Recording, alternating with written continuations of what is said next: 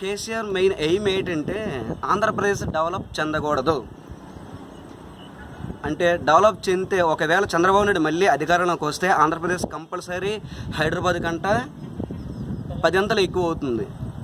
అందుకే మళ్ళీ కేసీఆర్ అలాగా అతనికి చేత కాదు, కేసీఆర్కి ఆ డెవలప్ ఎలా చేయాలో తెలియదు అసలు.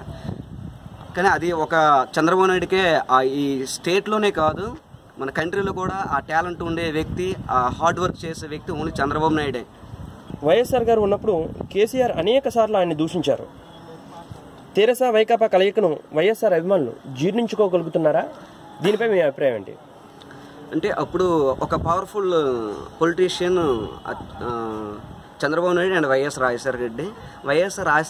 రాజశేఖర రెడ్డిని చూసి కేసీఆర్ అప్పుడు గడగలు ఆడేవాడు. అతను ఉంటే ఇంతవరకు వచ్చేది కాదు. కానీ ఇప్పుడు ఏంటంటే జగన్మోహన్ రెడ్డి గారికి అతనికి పాలిటిక్స్ అంటే ఏంటో తెలియదు అసలు. అందుకే ఆ కేసీఆర్తో కలిసి వాళ్ళిద్దరూ ఇద్దరు తోడుదొంగలు కాబట్టి ఏదో ఒక విధంగా చంద్రబాబు నాయుడు ఒక మంచి వ్యక్తిని, ఒక ఎక్స్పీరియన్స్ ఉండే వ్యక్తిని ఇబ్బంది పెట్టాలనేసి వాళ్ళిద్దరు కలుస్తున్నారు. అలాగే చాలామంది వైసీపీ నేతలు కూడా చాలామందికి ఇష్టం లేదు కేసీఆర్తో కలడం. జగన్కు ఉండే నాలెడ్జ్ అతనికి ఉంది, అతను ఏం చేయాలో తెలుసు అతనికి. కానీ కేసీఆర్ వచ్చి ఇక్కడ ఏం చేస్తారు? అసలు రిటర్న్ గిఫ్ట్ ఇస్తానంటారు, వైకాపాకి సపోర్ట్ చేస్తానంటున్నారు.